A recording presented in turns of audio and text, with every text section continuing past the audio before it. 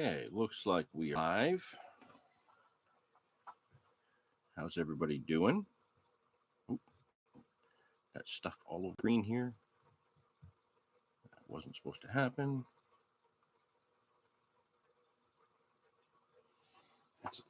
That's awfully bright. And my hat's crooked.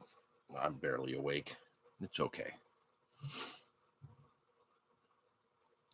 Let's see who's popping in there. Chat should be open and ready.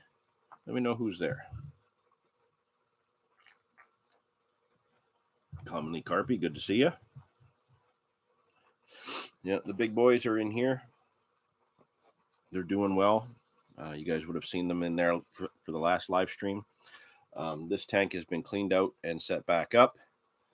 And right now I've got snails in it. There's one great big yellow snail. I don't know, maybe I'm going to throw everything off just by turning this after setting it up. There's one yellow snail right there. And that snail loves cold water green beast boilies. Absolutely loves them. He tries to swallow them whole, but he can't. So I have to break them up for him. There's, I don't know, 100 little tiny ones in there as well. There's a pleco in there somewhere, but I can never find it. The intention was to put the big guys back in the big tank, but they're doing really well in here. And I think I'm just going to let the snails grow and grow and grow in there for a while before we figure out what else we want to do. I'm having trouble regulating the temperature in there as well.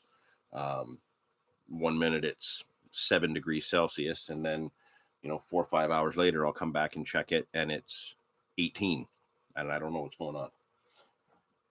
Lee, good to see you in there. Now, I do apologize. I was hoping to be on the bank for this live stream today.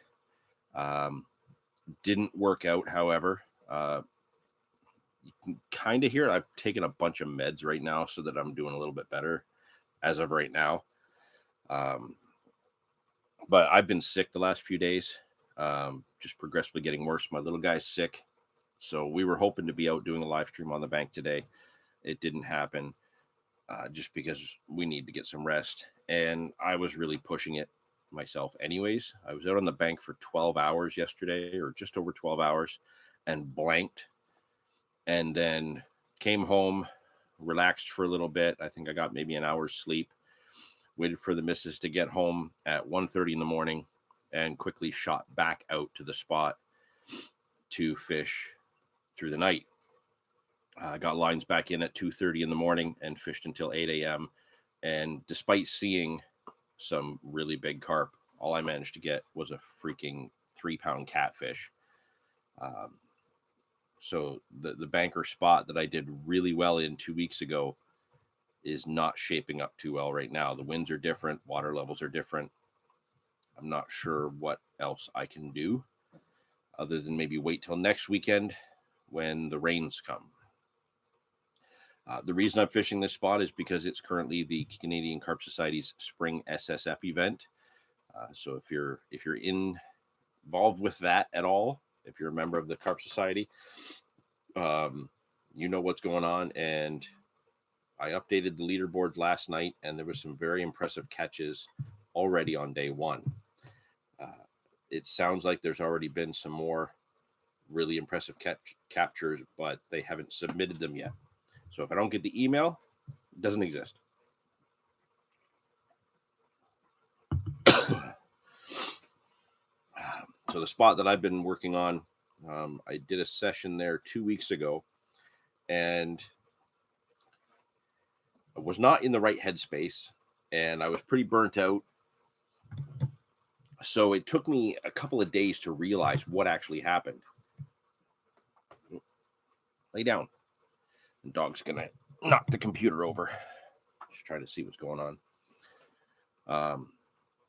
Yeah, it took a few days to sink in what really happened, but I had one of those crazy sessions that just come around once in a blue moon. I was set up on the spot the way I had been fishing it for a number of weeks, and I had a 20-pounder to show for my efforts at that spot. Finally, after a long time of blanking there, But then after that fish, I continued to blank for a number of after work sessions, because I was only going there for after work sessions once a week. And I went back for a Saturday morning. I think it was a Saturday morning or a Sunday morning. Excuse me. And I could see fish rising left of me. I was getting liners where I was, but just something wasn't right. I really should have had fish, and it wasn't working, and I didn't know what else to try. So I thought, okay, I'm going to move down the bank. I'll move my whole setup down, try and get just a different angle, a different line lay, do everything the same, fish the same spots and everything, just the line going in at a slightly different angle. And I got into that spot, and it completely changed. Like, it immediately went to like kind of like, really did that just happen mode. I got all 3 rods on the spots, and then the middle rod just peeled off, absolutely peeled off. Set into that, and I was playing what was very clearly a good fish. While I'm playing that fish, the left-hand rod goes.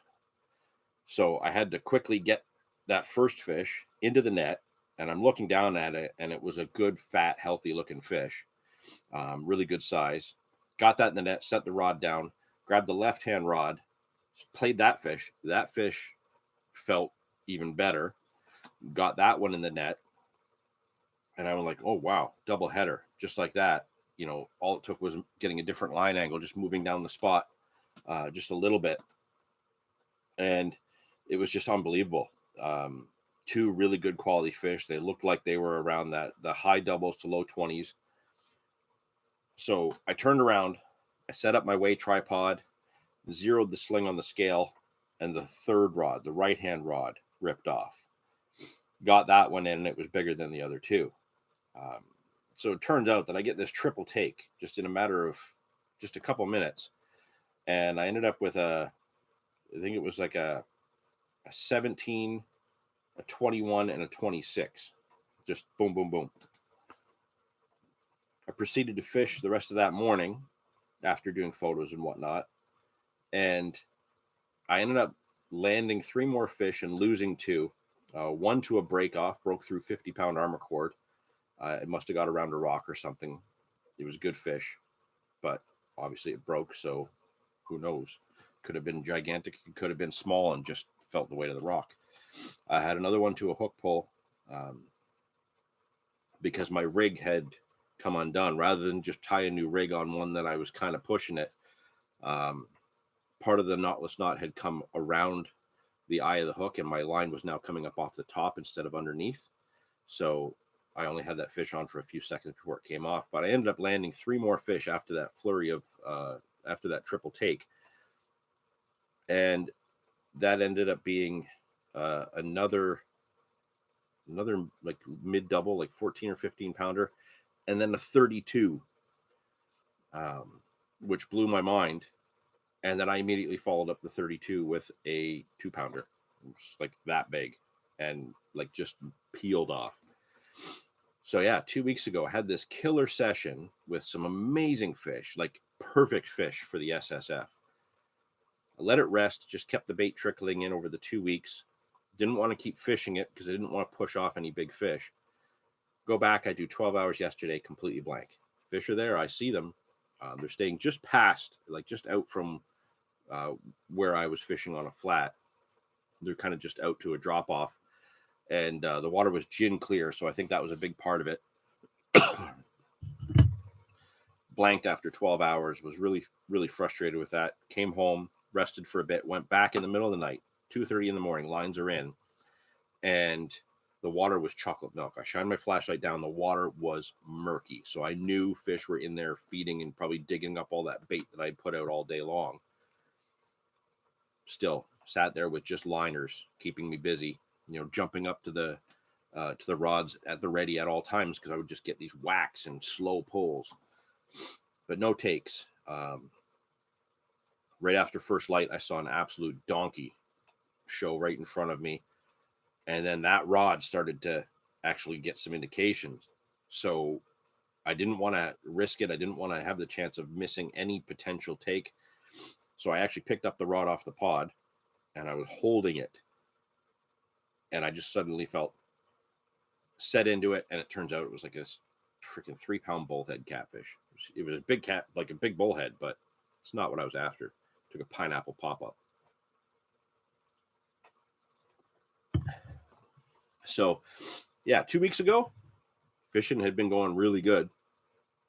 Yesterday and through the night, not so much. And I still have yet to actually try and get any sleep. So I'm fishing tomorrow. I really need to make sure I get some rest today because tomorrow is my full day to put in for the SSF. I see some more jumping in there. How's everybody else doing? Pop in the chat. Let me know how you're doing. If you're out fishing, let me know how that's going for you. Got a few more things to go over. And then I need to tie some more rigs. So let's go over a few more things.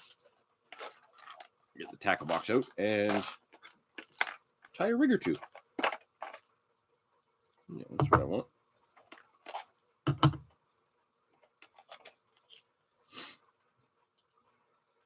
So while I'm getting some of the stuff out of the tackle box here, I do want to send a massive shout out to all of you who are supporting the channel. Huge thank you. The last time we spoke, last time we did a live, I was talking about how I was trying to fix my broken tip on my 12-foot rod. And so many of you were just pushing me. Just get the new rods, get new rods, worry about these ones after. And really, really hard to justify that. I'm sure that I can fix those 12s. And I have some stuff now. I got some ceramic inserts and I'm just slowly sanding one down to try and get it in and get it glued into place. So the 12-footers are making progress, but again, a massive thank you to all of you.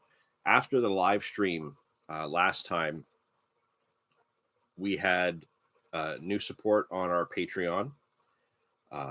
Some private messages came in through Patreon as well as just to my email. Not quite sure how some of you got my email.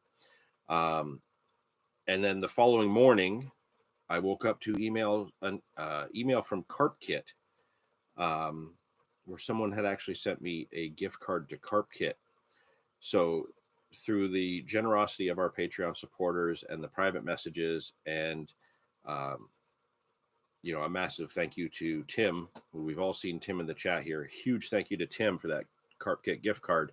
I did go ahead and get a new set of rods. I ended up going with the Black Widow XT 13-foot 3.5 test curve rods. And it's because of you guys. So a huge, huge thank you to all of you for making it possible for me to get those rods. You guys actually covered just over half the cost for me. So it made it a lot easier to get, a lot easier on the wallet. And now I have a set of 13-foot rods. I'll tell you guys right now, first time I took them out, I had a carp on them.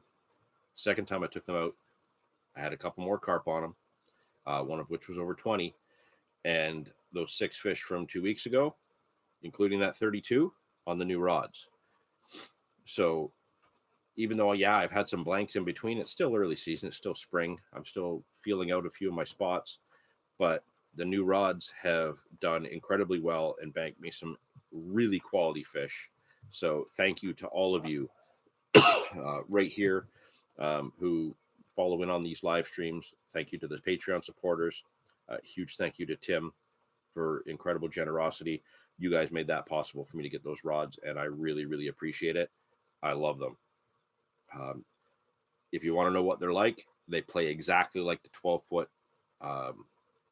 Black Widow G50s that I have. It's just when I, do a quick little cast, it sails. There's definitely some distance added there. You still got a lot of nice soft playability in the rods. So they play the fish really, really well with a ton of backbone. Yeah, absolutely great rods. Really appreciate it. Thank you to all of you. Got to make sure that you guys know how much I appreciate that, because that was just so kind and so generous of you to be able to do that. Once I explained to my wife that, hey, there's going to be some new rods showing up, and you could see I'm like, hey, half the cost is covered thanks to our followers. Then she was okay with it. So thank you to all of you.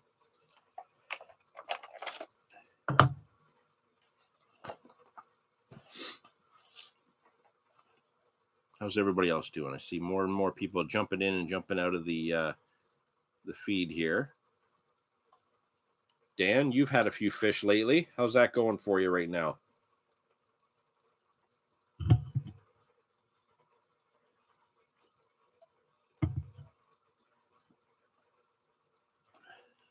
Get the hooks right.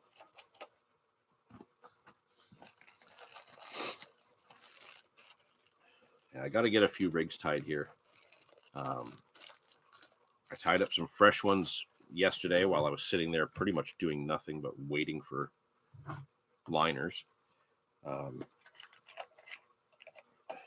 But I ended up putting them right on the rods just to have some fresh rigs out there. Get this here. Do I have more? Yeah, there we go. Trying to find everything. My tackle boxes are a complete disaster. I know I have some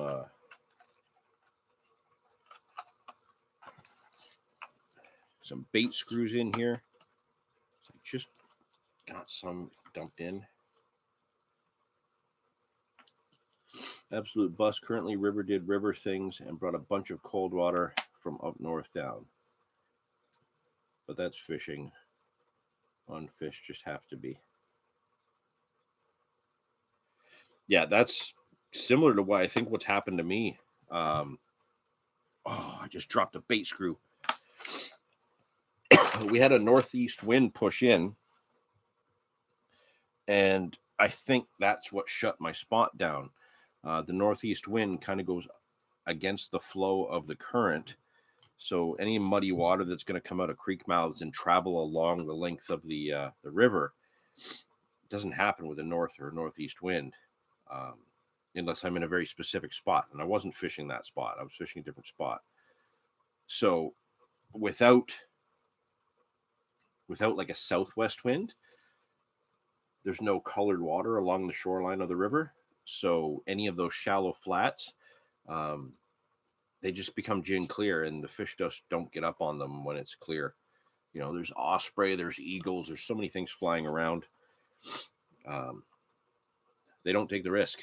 So I need the wind to shift and a little bit warmer air, because man, it got frigid this morning.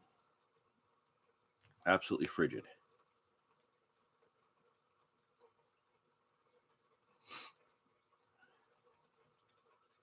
What else has everybody got going on? Who else is fishing? Like, is anybody fishing right now while you're tuning in?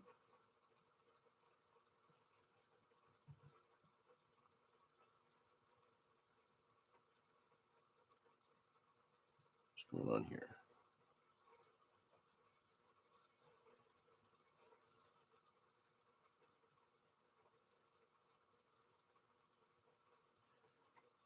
Definitely going to be an interesting week.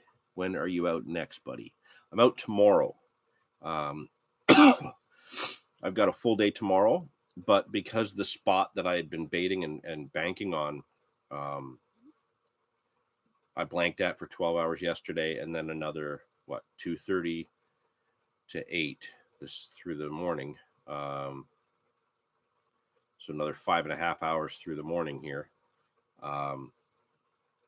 I'm not going to go back on that spot to the wind shifts. I may go back on Tuesday after work, because the wind is supposed to start to change. And then Friday, we've got rain coming with different winds. So Saturday next weekend, that spot could be right on fire. But as of tomorrow, with the way the wind is scheduled to be, I don't see myself fishing that area. So I'm probably going to have to move north of where I am rather than south. And maybe hit a few other spots. I'm going to see if I can team up with Dave tomorrow if he's out and about. I'm not sure when Kevin's out next, but Team Savage needs to get a fish on the board because right now the Hog Squad has a fish on the board. Excuse me. And we can't let the Hog Squad win.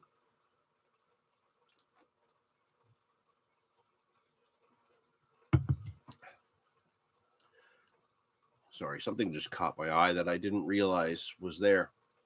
For those of you that know me, you know I'm a bit of a geek and I like superheroes and comics and stuff like that, as if that doesn't give it away up there.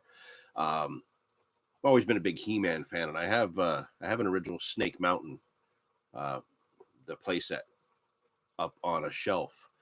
And it looks like my son has taken a little action figure of Mr. Krabs from SpongeBob SquarePants and set him in one of the recesses on the ledge of Snake Mountain. So I just looked up, and there's Mr. Krabs cheering that he's on Snake Mountain, and I didn't know that was there. Interesting. So yeah, I'm fishing tomorrow. Not set on a location yet. I'll have to figure that out through the day, maybe after I get some sleep. Do need to tie a few rigs though, so I'm going to tie one or two right now. I don't think I've ever actually tied this rig on a video yet. We've talked about it plenty. It's a very simple rig to tie, but this is kind of the rig that has become my go-to for 2 years now, just over 2 years. That was as yesterday. 20 fish up in the column. I should have brought zigs. Short sessions are the name of the game this year. Corn Walrus is coming for you both. We just need to catch fish. You know what? I would have thought to put zigs out myself yesterday if I wasn't fishing in less than 4 feet of water. As soon as I get out off the flat into deeper water, there's too much flow, so a zig isn't useful. But, I tried fishing my pop-ups a couple inches up to right down the deck. I even tried bottom baits because 2 weeks ago, bottom baits were king. But yeah, just couldn't get it to happen. So right now, the Hog Squad is doing us both in. So yeah, you guys get some fish. Team Savage isn't out of this. If the history of the different SSFs we've had are anything to keep in mind, sometimes Team Savage starts out slow and finishes strong. Sometimes we start strong, have a lull through the week, and then finish a little better towards the end. But one thing's for sure, Team Savage is always on everybody's heels when we're not in the lead. So we always make it interesting. Keep in mind, out of the 3 members of Team Savage, I'm the only one to have hit the bank so far. So once the other guys get fishing, man, the other teams are in for it. While we're chatting, why don't we just tie a rig? So this is the German rig that I use, and I started using this basically because like Dave and a few other people got me to try the Ronnie rig, with the spinner rig with the swivel that hooks right into the hook. It's a fiddly rig. I don't like it. I don't like all the metal. It's a pain to deal with trying to get the swivel through the hook eye. I know it works. I know it's effective. I've caught with it, but I don't really like it. And I wanted something that was a little bit softer, less metal to deal with, and just, I don't know, to me, a little bit neater. And once I switched to using this more, I found it to be better and better and better over time. And I also switched, I know it's crazy, I switched from my go-to Monster Carp Tackle Universal Perfection hook to the Corda Chlor hooks.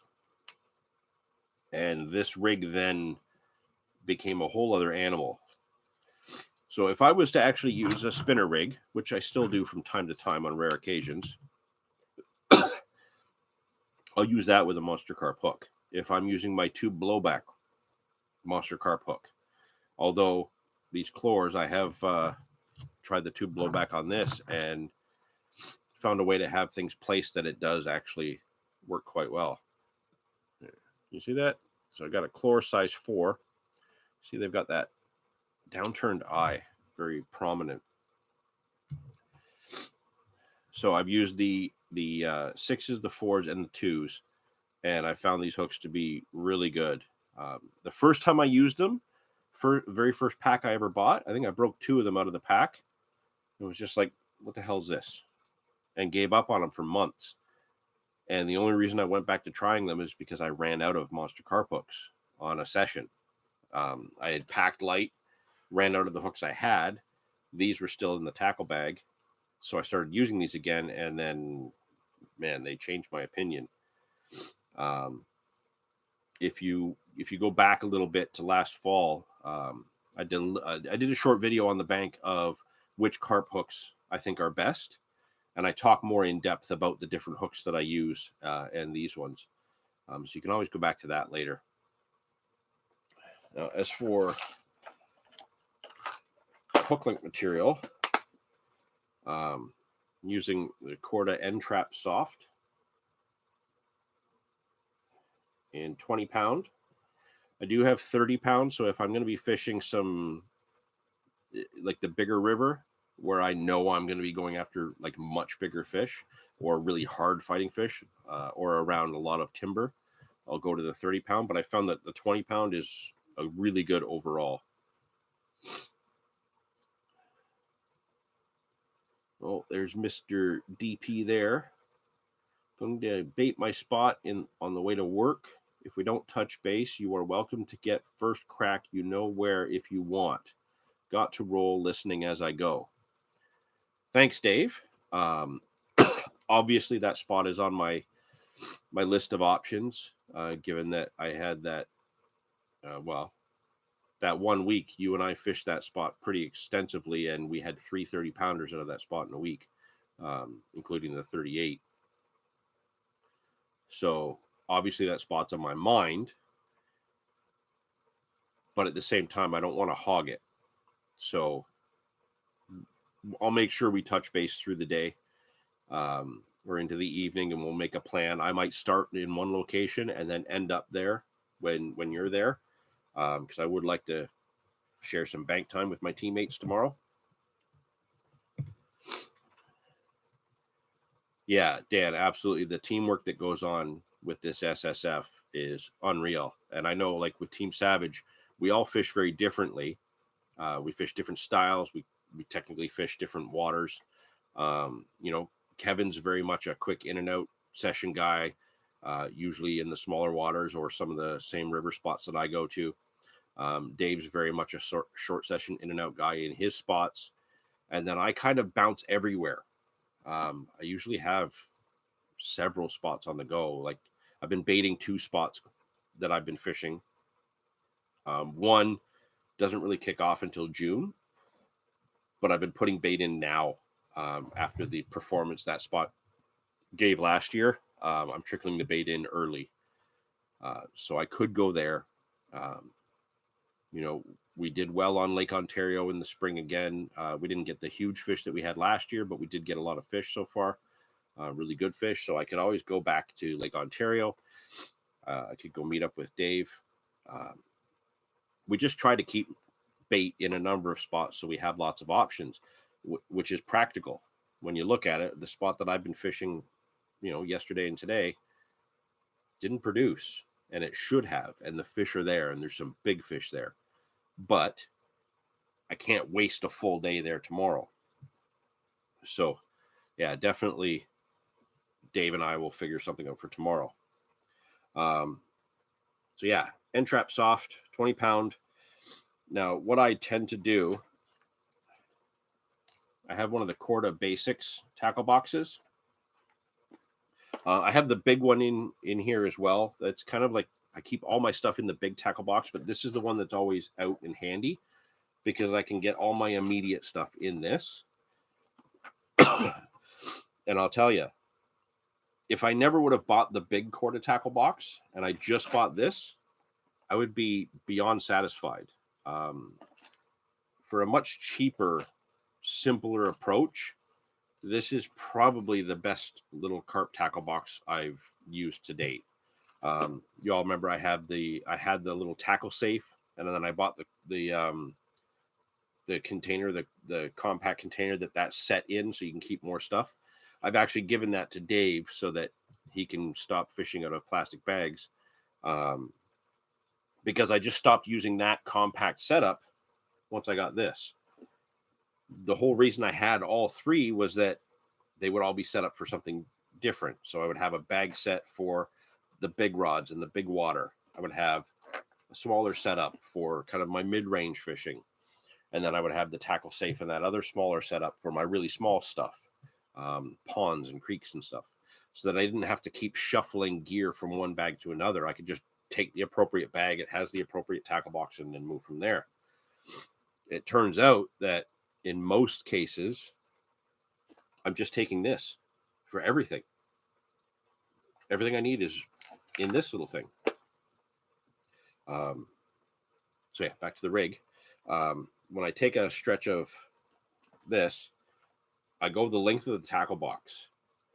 You know, it's got the little measuring bar across it, just like the other quarter tackle boxes have.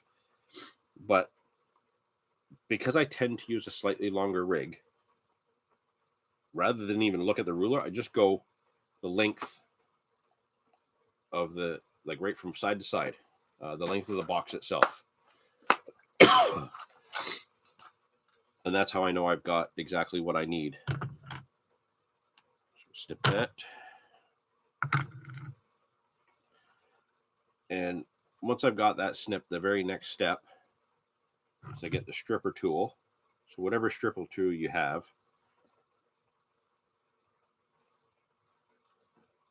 and I tend to go about the length of the stripper tool. And I peel the coating off. So you can see that stripped bit, maybe 3/4 of an inch past the length of the stripper tool. Let's actually use the measuring piece here. So let's see. So I've stripped 4 inches of the material. I'm going to get that cord-a-chlor hook, and I'm going to do a basic knotless knot, but where you would normally have that long tag for a hair, we're not doing that. We're not using a hair. So I'm just going to go in just enough. There's only just the slightest bit of a tag end there, just enough that I have something under the knotless knot. So just a bit of line to hold everything. And I do 5 turns. Sometimes I get a 6th one on there, but never more than 6 and never less than 5. And then just go back through the eye.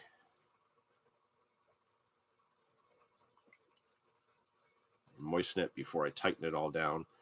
Then I take my fingernail and I just make sure that it's all seated down. So we've got a nice little simple knotless knot coming down out the bottom of that hook eye. Okay, little tag end. So I cut the tag end down. You've got just that little bit there. Take a lighter and I just blob the braid there, just ever so slightly, without burning your finger. That little blob bit just neatens it up. So you see it's very, very tight, very compact.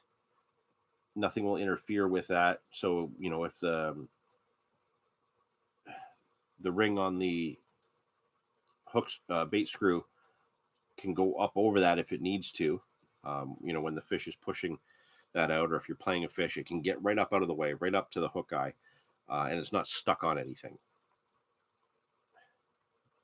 So then that leaves us with, from the hook eye to the rest of the stripped braid, is a full 2 inches. Now, I like to fish my pop-ups high.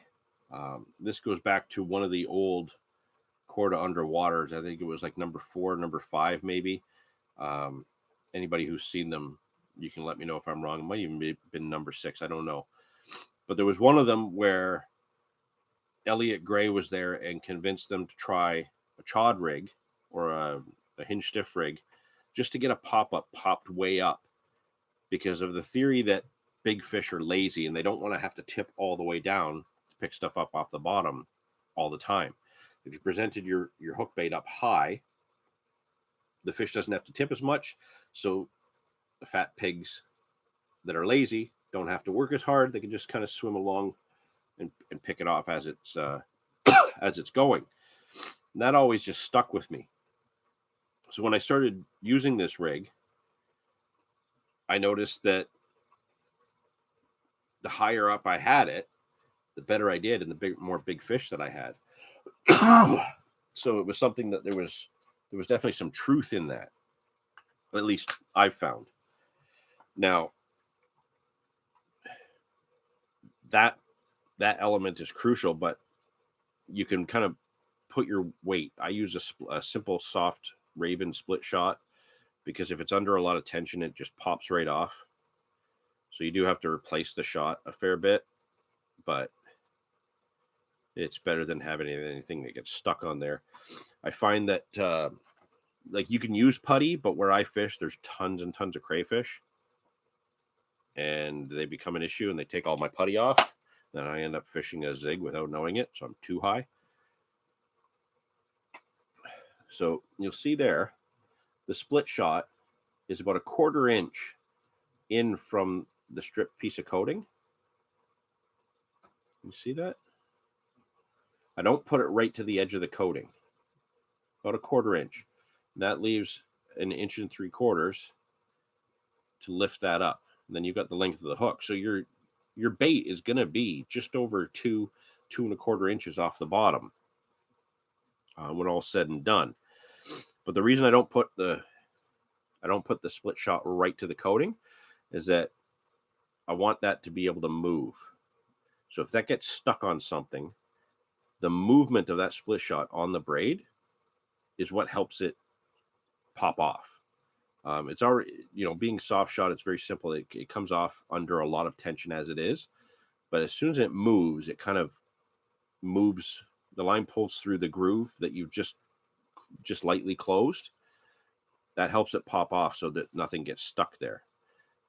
When you put it right up to the coating, it doesn't tend to move as much. So I found that that's gotten stuck and come back with debris on it when I've had troubles. It will also bunch up the rest of the coating if it does pull through, and then your whole rig is shot. Carp Smasher, good to see you there. Sorry I'm not out on the bank today, but not feeling great. Kid's not feeling great. Got to stay home. And you got me onto using this rig after your success last year. It's so effective and versatile, and the hook holds. Yeah, absolutely. The hook holds are killer. And I know a few people have started using this rig this way after on the Canadian Carp Society, on our website. We have a very prolific writer, Paul Ferrito. He did an article on this rig. He tried it himself, put it up against his other rigs, fished it on the same spots that he normally fishes, and he had incredible success with this. Another important thing about this rig, oh, don't tell me, I have misplaced, always, let me just tilt you slightly here, misplaced my hook beads. There they are. This is not exclusive to just pop-ups, this rig. And there's a few different ways to go about this, but let me just get this hook bead on here, and I'll explain that some more. I started tying it this way and using it this way out of laziness and hatred for the spinner rig. And because 90% of my fishing is pop-up fishing. So putting it together this way lends itself perfectly to fishing pop-ups. Now, the German rig is obviously meant to be a pop-up rig, as per, anybody in the UK or Europe. And I even put the question to Daryl Peck during one of his live streams. And I mentioned how effective this rig has been for me. And he had said that just because a rig works doesn't mean it's working optimally. And I get it. It makes sense. But you can't rule it out. If it's working, there's a reason it's working. Because I started using this with bottom baits, not just pop-ups. So what I did there, sorry, while we were talking, I think my hands were too low. I added a very short, very soft anti-tangle sleeve. And I put a little loop in the end. Simple anti-tangle sleeve. If you look at the hook there, I've added a bait screw and a hook bead right here. You can see there's some separation there. Can you see the hook bead? So this is a crucial part of this. When this is sitting on the bottom, note where I've got the hook bead and the bait screw is sitting. You see that? It's right at the top. So the hook is almost sitting straight up and down.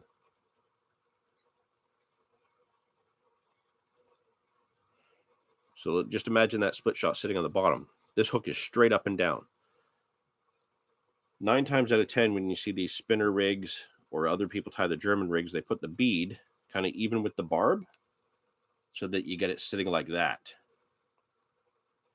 I'm not going to lie, it works. You'll get fish this way. But what I have found is that doing this, you have a lot less space for that blowback effect. So I fish this so it's straight up and down. When that fish takes it in, there's a lot more movement for that blowback effect. And you'll see, look at how much more that hook drops. It basically just drops right down and puts that point right to the flesh at the bottom of the fish's mouth.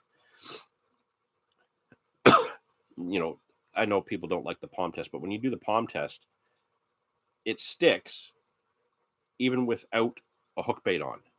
It turns and grabs. Obviously, if you put a hook bait on it, it does better.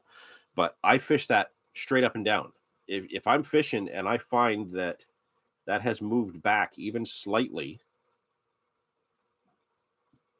I don't get as many I don't get as many hookups. So fishing it, I fish it pretty much straight up and down, just like that. And that's the complete rig. So fishing pop-ups, I fish them high. You can move this split shot right down. I know Paul Ferrito put his split shot right near the eye of the hook. Dave Pendlebury will put a split shot right near the eye of the hook to do that. If you want to fish it close to the deck, fish with a wafter or something like that, absolutely do that.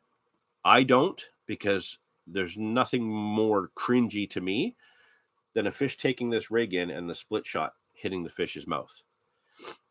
That length of hook point to split shot is about perfect for a 30 pounder.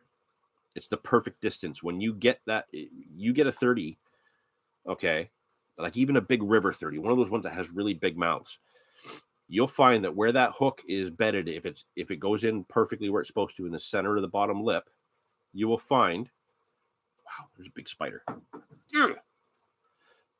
You'll find that split shot is about a half to a quarter inch outside the mouth, and the hook is bedded perfectly. If you put the split shot too close, what I find is the hook is further forward in the mouth, and he's usually hanging just off the bottom lip, like right on the tip. And I think that attributes to more hook pulls. The really good hook holds that I've had, the best hook holds that I've had, this split shot is always just out by 1/2 to 1/4 inch of the mouth, and the hook is bedded in perfectly. So I think a lot of it has to do with where the hook bead is, so you have more movement there, and your shot placement. It's another reason why I don't put putty around the shot. I don't want to bulk this area up. I want this open space, that 1.5 inches, 1.75 inches of open space there. Really, really important. If you're getting small fish, this will go all the way back, right where you need it to. If you're getting, fish mid doubles to 20s, same thing. It's going to go in. That split shot's going to be hanging out a fair bit more. But when you get up to those bigger fish, the 30s, mid 30s, high 30s, you're going to find that split shot's just outside the lip. The hook is seated back perfectly, and that hook hold really does lock in. Now, when you get like a crazy battle, the 38 I had last spring was an insane battle that was just back and forth. The fish would go left and right, like I was walking a freaking dog in front of me, and it would just turn and spin and roll. I'm sure that this hook held really well, but we've all had cases where we think the hook has kind of come out a bit and rehooked the fish. We've all had this where we brought the fish in and there's like 2 holes, one where the hook is, and then there's another one there as if that's where the hook was. The way this goes in and goes far enough back that I think what happens is if the fish does manage to dislodge the hook during the battle, it's in far enough to rehook it before it exits the fish's mouth. So a lot of times what could have been a hook pull is saved by being back far enough to catch it again. So yeah, this is my German rig, though. The way I tie it, the hook pattern I use, the measurements of why I put things where I put them. That's all there is to it. If I'm fishing on a big river like the St. Lawrence or the Niagara, where I'm fishing a swim that has a lot of flow, I will actually make this about 3 inches longer. If I'm fishing a still water, so like a park lake or a creek or a canal where there's not much flow to deal with, I will actually take 2 inches off of this. So the loop where I'll actually attach to it will be at the end right there, and the anti-tangle sleeve will be here. So I'll just shorten it just that little bit. Works fantastic with single tigers.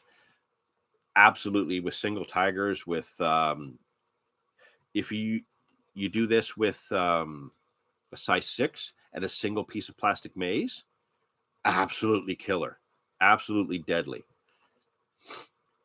If you use a longer bait screw, you can get 2 tigers on it, or 2 small pop-ups or a snowman presentation. The only thing I'll change here, if I want to fish a bottom bait or a larger bait, is I will put, instead of a bait screw, I will just put a rig ring, and I will tie bait floss to the rig ring and attach a snowman presentation. Or what did I have? A couple weeks back, my son and I were fishing Lake Ontario. I had 2 boosted pineapple bottom baits, the DT boosted pineapple bottom baits, which are actually in here, right here. So these are the 15 mil boosted hook baits in pineapple. So I had 2 of these and one of the Tutti Frutti pop-ups of the same size. And that was the same rig, but instead of a bait screw, I put a rig ring and bait floss and tied the 3 of them together. Again, hook bead at the top, like right at the top of the bend, so that even when this is laying flat, if you got a bait like a corn stack or something that's going to fish straight up, where it's balanced to fish straight up, or just lay slightly like a wafter, the hook lays flat like that on the bottom, or might be slightly up. But as soon as that goes in the mouth, you've got that wicked blowback pattern to drop the hook point down. So just a matter of changing out the, swapping the bait screw for a rig ring and some floss, and you could fish that with any series of baits that you want. If you weren't using that hook pattern, would you use a kicker or shrink tube? Yes. That's actually a great question, Dan. So switching to this hook for this rig made it that much easier to tie by not having to do a shrink tube or a kicker. That was a big thing. This hook works great with the Universal Perfection hook. I got a couple more in here. I've got a couple other patterns here. So yeah, the Universal Perfection hook, because that's got that straight shank off the eye that's just ever so slightly turned, like almost not even turned down. You could tie this rig exactly the same with this hook, put a kicker or a bit of shrink tube on. Absolutely. The same with the Cryogen grippers from ESP. It's a really, really good hook with a wider gape. So it's much like the Monster Carp tackle hook, but it doesn't have that slight arch to the shank. Doesn't really have that curve. So you get a shorter hook with a wider gape. Same thing. I actually use the ESP kickers when I'm using these. I'll put shrink tube on with the Monster Carp hooks. And then last year I was fishing a really fast, really gravelly swim. Actually where I had my mirror on the river in October. I used, you can get wide gape X, and then wide gape double X. It's a really heavy wire gauge with a slight downturned eye. Shrink tube, but just a little bit, just enough to turn that hook eye down that little bit more. So I'd cover the knotless knot and then about the equal distance out from the hook eye. So what, like 1/8 of an inch, just enough to get it to push down slightly. Made a huge difference. With these other patterns, without the kicker or without the shrink tube, it will still work. It will still catch fish, but you will find that you're going to get a few more drop takes where by the time you get to the rod, the fish isn't there, but the take happened. You fix that by putting the kicker or the shrink tube on. But to make this easier and faster, once I realized that this hook kind of had that built in, and I started catching it on it, and like I said, the first few times I used it, they stopped breaking. I've not broken one since. It just made it that much faster. You save that much time and a little bit of money by not needing that extra component. So it's less bulky. It's very streamlined. Everything's very narrow, very clean.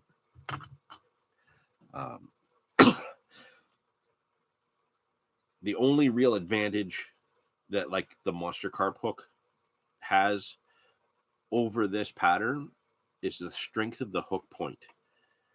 It's so hard to dull a Monster Carp hook.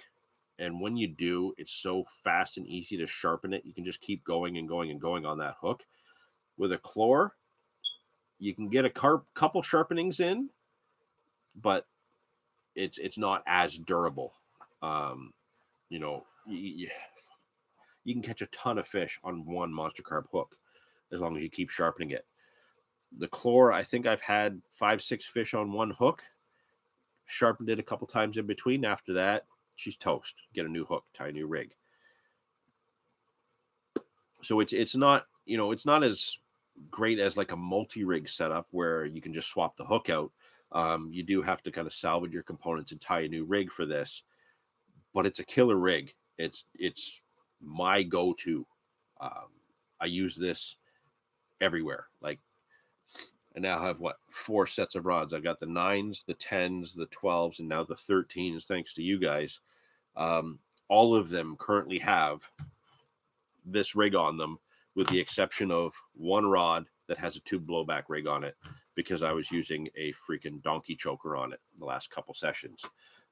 Big 24 mil bottom bait with a 15 mil topper. So that one is using a tube blowback with a big size 2 monster carp hook. It's the only difference. So I still have to have these hooks around because there's certain swims and certain situations where these are going to be what I switch to. But yeah, the Chlors have really impressed me since going back to them. And this particular rig is at its optimal with this hook. I get much fewer hook pulls. I get much better hook holds overall. And it, like I said, it goes back the right distance for bigger fish. That's the one. That is like the ultimate rig for me. Certain swims, like I said, I'll change things, but I could use this rig and still catch there. It's just if I want to experiment and try different baits. If I was just sticking to always using pop-ups or always using like a single bottom bait, like a tiger nut or a boosted hook bait, yeah, I could just use this as it is and do killer with it every time.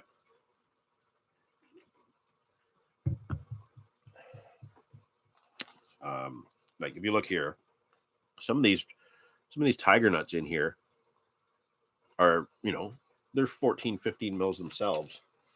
So just the same size as a boilie or a pop-up that I would use. And if you're using like 12 mil pop-ups, the size 4 hook will be just fine. It'll kind of make it a little bit of a wafter where the hook just slightly sits up. But I find that if you're going to use the 12 mil, switch over to a size 6.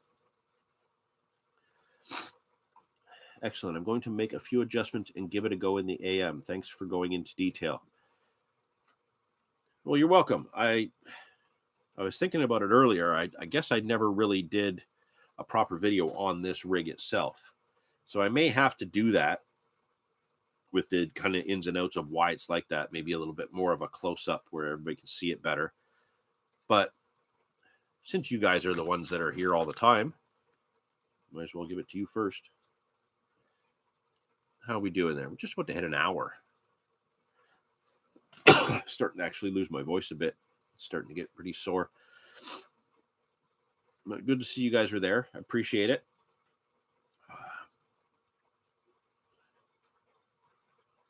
Lots going on. My phone's going off left and right. Keep seeing the number jump on YouTube of, we either got one person, which is definitely Dan, or it will shoot up to like 14, then down to 7. So it's hard to say how many people are actually in there watching right now. I know a lot of people are on the bank. Some people are working. Some people, being Sunday, family things to attend to for today. But any of you who have popped in throughout the day, I appreciate it. Again, I want to thank you so much for being able to get those rods and put them to use. They're great. And just giving you guys an update. Fishing has been good, but tough.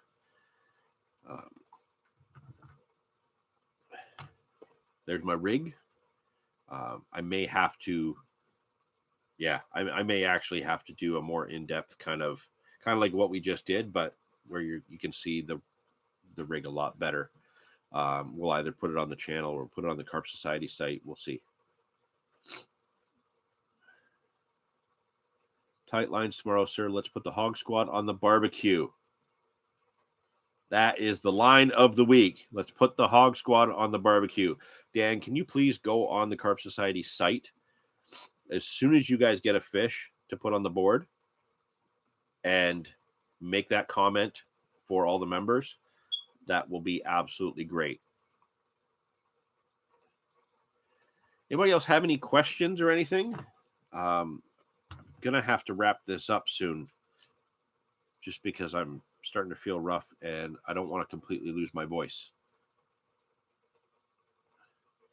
Any questions, any comments, anything like that before we wrap up?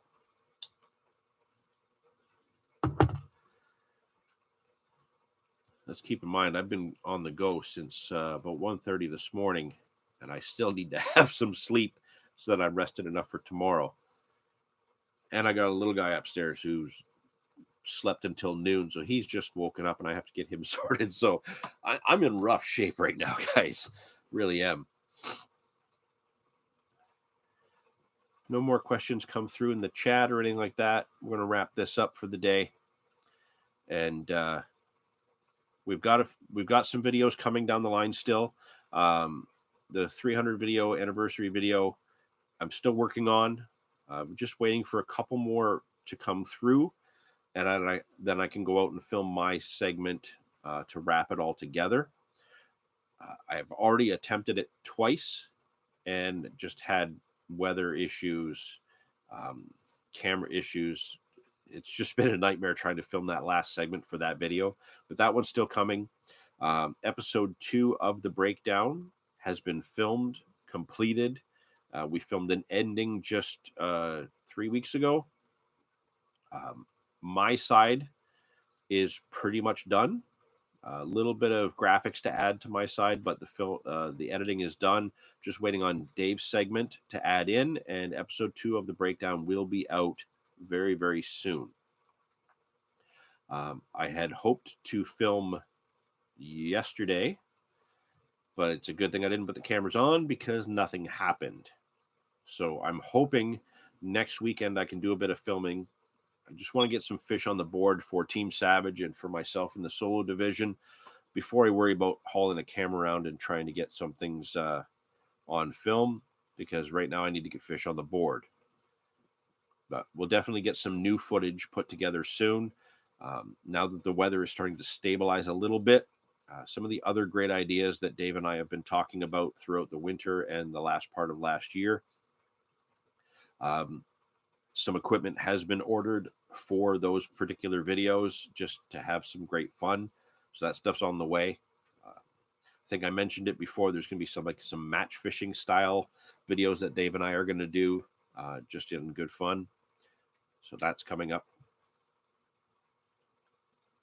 Yeah, some good stuff coming down the line. Sorry, I've been kind of slack on the live stream, but I've just been super busy, doing my part on the Carp Society on the back end. Right now I'm updating leaderboards and stuff like that. So I'm going through all the emails of everybody's catches, working on another article, trying to get everything edited. Just been really busy on top of, the work and home life as well. And I got to sneak some fishing in there, some actual fishing time. Had I had a camera rolling 2 weeks ago when I had that killer session, that would have made a killer video. As it turns out, I did get the take and fish for the 32. All of that's on camera, but I haven't edited the footage together yet because I was filming other segments for CCS TV in between all of that. So for those of you who are members of the Carp Society, Canadian Carp Society, episode 5 of CCS TV, I'm hoping to have out either mid to late June. We need some in-session pieces. A few people have been in contact with me that they've got some footage. That was a few weeks ago. Haven't heard from them since. So it sounds like I got to do some follow-up emails. So yeah, as far as the hooks go, like we were talking about with the rigs, if you missed that part, if you're just tuning in late, there is a video on the channel from back last fall where I talk specifically about the carp hooks that I use and which ones I find are the best. Any of you who missed the live stream and want to kind of go back and see what we did, I went through an in-depth process of tying my German rig the way I use it, why I put everything where I do. So you can always go back and watch that after. There's no more questions coming in. I see that there's still a few people watching, but yeah, if nobody has anything else to add, I need to rest this voice. I need to relax and spend some time with the kid today, get my energy up and ready to go for tomorrow, where I'm putting in a full day, well before sunrise to hopefully well after sunset, to try and get myself a couple donkeys for myself and Team Savage. So with a huge bank day tomorrow, time to get ready. So we're going to wrap this up. We'll see you in a few weeks with another live stream. Hopefully the next one will be on the bank with some better weather. Hopefully get the little guy out behind some rods as well. So thanks for tuning in. Again, thank you all for the messages after the last live stream, the added support through Patreon. Again, without you guys, wouldn't have been able to get those rods. Thank you so much. Really, really appreciate it. And I really appreciate the continued support of you guys following the channel and doing what you can to, share it, share the videos, comment on the videos. The comments and the interaction on the videos really do help get the videos seen. So the great chats that we always have here every month in the live streams, let's keep that going on the comments section of the videos. It'll help get them out there more, and we can build a bigger audience.